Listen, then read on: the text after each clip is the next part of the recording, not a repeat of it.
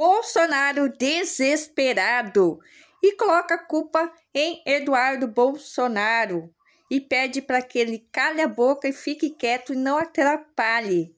Só que essa decisão de usar os Estados Unidos atacar a pátria não saiu muito bem, não, como eles pensavam, porque as sanções contra o Brasil não fez com que o STF recuasse nem 1 centímetro e, consequentemente, veio a condenação de Bolsonaro a 27 anos e 3 meses de prisão.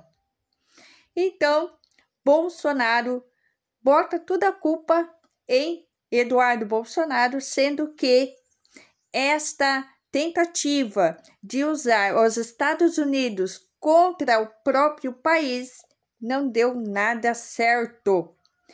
E após a fala de Donald Trump, que diz que sentiu uma química com o presidente Lula, fez com que eles ficassem a ver navios.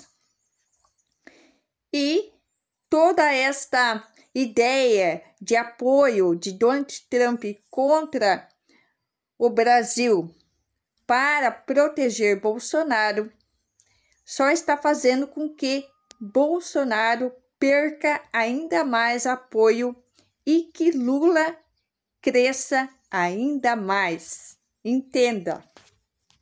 Todos os alertas, acabou falhando de um jeito, digamos...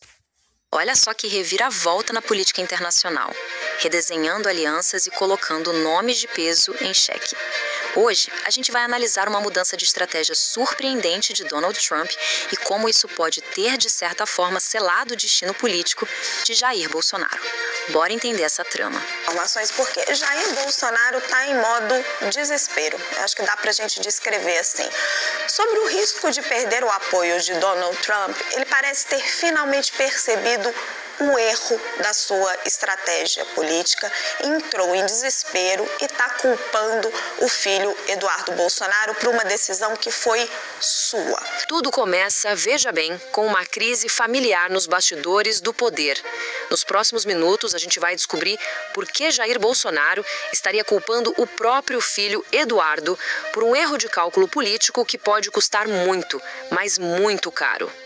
Então, para a gente entender o que tá pegando, é preciso olhar para o estado de espírito que as fontes descrevem. Um Jair Bolsonaro em modo desespero.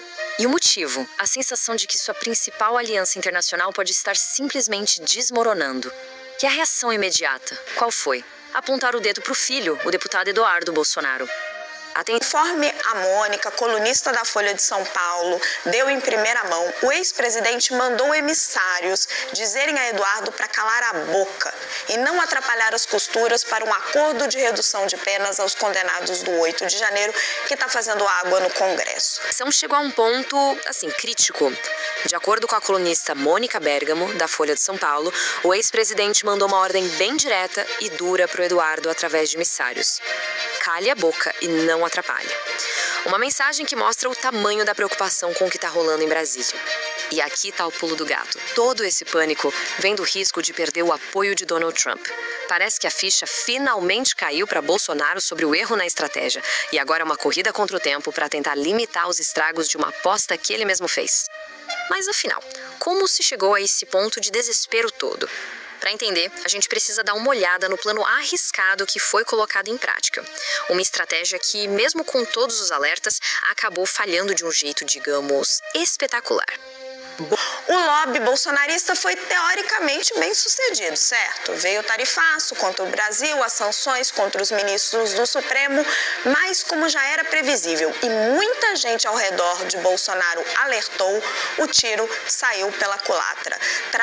Trabalhar contra a própria pátria pegou mal, a popularidade do rival político, o presidente Lula, aumentou, o STF não se rendeu e Bolsonaro foi condenado a 27 anos e 3 meses de prisão, pelo menos 7 em regime fechado. O que isso significa? cadeia. Bolsonaro estava numa encruzilhada. De um lado, os advogados dele aconselhando a pegar mais leve, ir pelo diálogo. Do outro, o filho Eduardo e o influenciador Paulo Figueiredo queriam o confronto total, apostando todas as fichas no lobby com os republicanos lá nos Estados Unidos. A escolha, como a gente sabe, foi pelo caminho mais arriscado. E qual foi o resultado? Bom, como muita gente ao redor de Bolsonaro já imaginava, o tiro saiu pela culatra.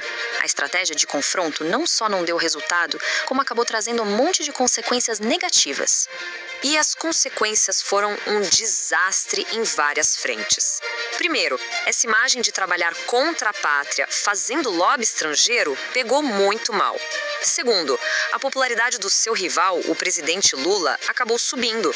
Terceiro, o STF não cedeu 1 milímetro à pressão. E o resultado na justiça para os envolvidos nos atos de 8 de janeiro foi duríssimo, com condenações que chegaram a 27 anos de prisão. É aqui que a história dá um giro, assim, de cinema. Enquanto Bolsonaro botava todas as suas fichas no Trump, uma conexão bem inesperada começava a se formar entre o próprio ex-presidente americano e interesses ligados a Lula. O que Bolsonaro não esperava era que Trump teria uma química com o Lula. Mas será que foi química? Foi lobby empresarial. Aliás, nada diferente do que costumam fazer outros países. Aí fica a pergunta, o que explica essa aproximação toda? Seria alguma afinidade ideológica?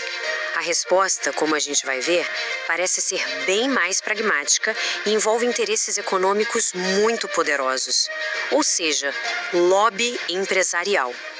O ponto de virada foi este aqui. Um pouco antes de um encontro com Lula na ONU, Trump recebeu em audiência Joesley Batista. Sim, ele mesmo, o dono da JBS, o maior frigorífico do mundo.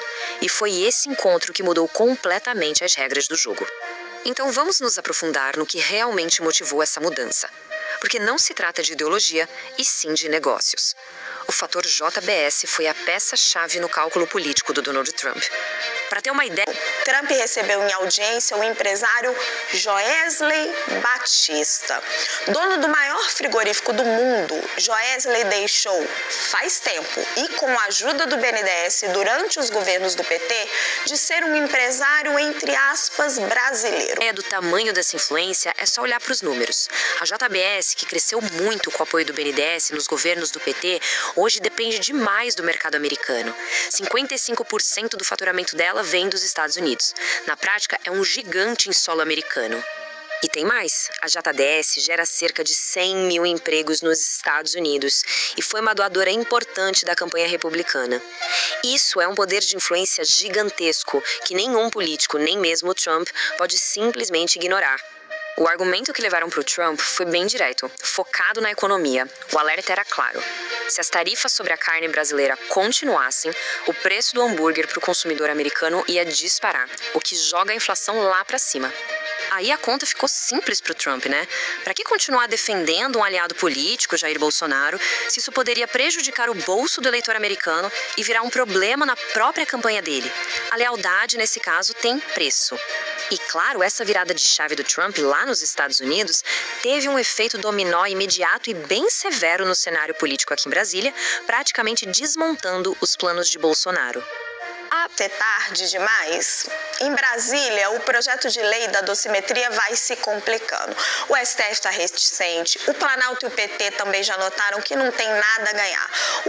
O Centrão continua contando votos e o Jair parece ter percebido, enfim, que se conseguir se manter em prisão domiciliar, estará no lucro. Principal pauta de interesse do Bolsonaro, aquela que busca anistiar ou pelo menos diminuir as penas dos condenados do 8 de janeiro, está perdendo força muito rápido.